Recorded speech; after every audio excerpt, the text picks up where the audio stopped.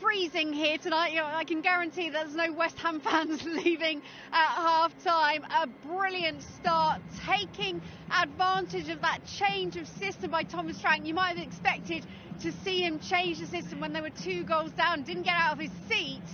And you rather think that's because this is something he wants to push through and get his team to have a hang of. Mavropanos has been an absolute menace on tone. He really made the difference, shoring up the defence. They got one back, of course. Thomas Frank, though, thinks Brentford absolutely deserved a penalty. So Lonab is out, Lucas Paquetá is back in the team. The front three of Paquetá, Kuz and Bowen are back in the West Ham team for the first time since Christmas time, start of Jan. All 3 players back in the team, huge boost for West Ham. Whether or not it's enough to get 3 points here, I'm not too sure based on where we have been played so far in 2024.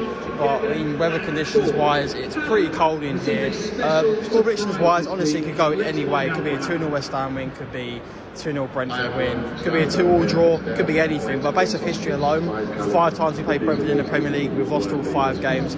Could be in for a 6th loss, really, who knows? We'll have to find out anyway. But get us back in the team, it's all that matters. Front 3 is back, hopefully it starts cooking. Decent team here, probably our best team on paper, really. Mavropanos in the team as well. Kurt Zuma, maybe not the best choice over Aguerd, really, but we'll see what happens anyway. Broke the news first that Everton would have that punishment reduced. I'm delighted to be joined by Jay Harris, who is the athletics correspondent for Brentford.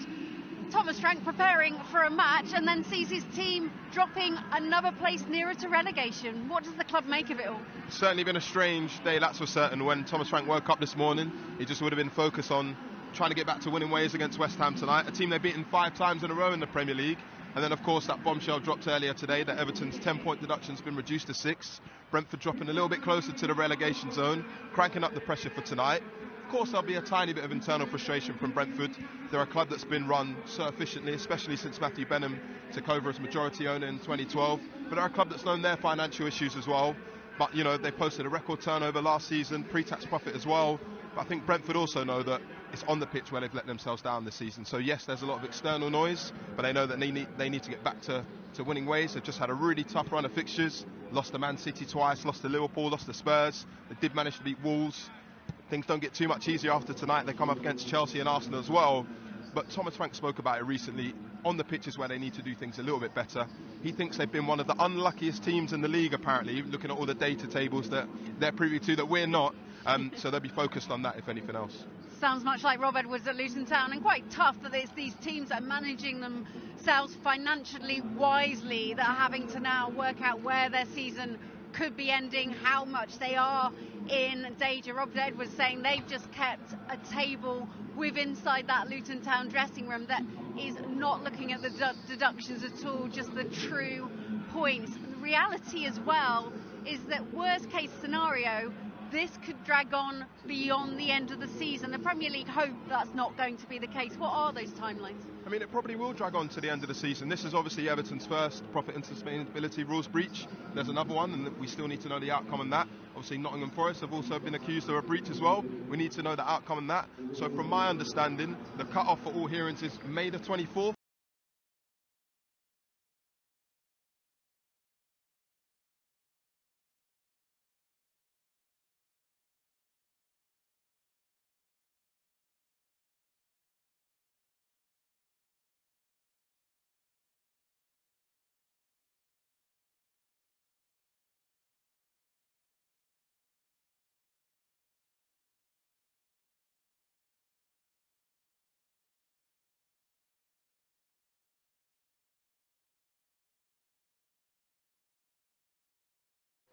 السلام عليكم ورحمة الله وبركاته. أهلا بكم مشاهدينا الكرام.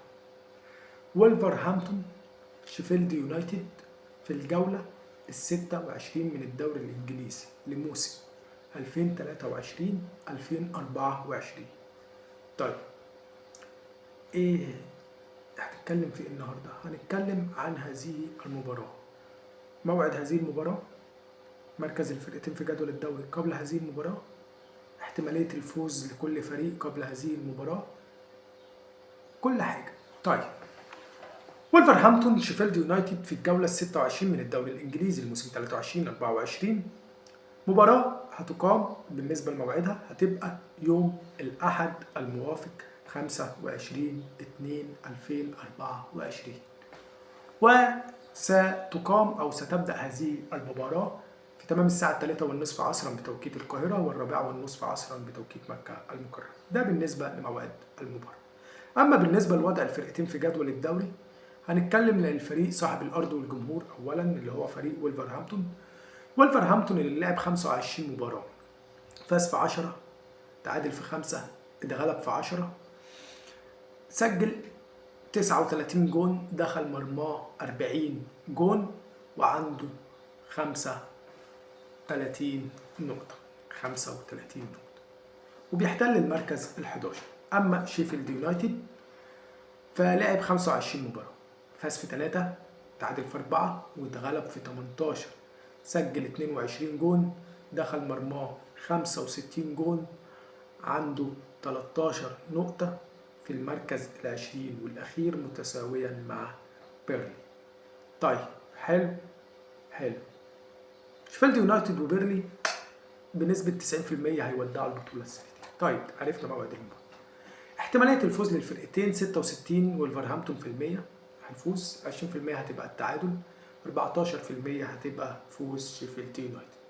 الفرقتين سريعا كده، آخر 5 مباريات وولفرهامبتون صاحب الأرض والجمهور، آخر 5 مباريات فاز في 2 واتغلب في 2 وتعادل في 1. أما شيفيلد يونايتد فاتغلب في 3، فاز في 1 وتعادل في 1.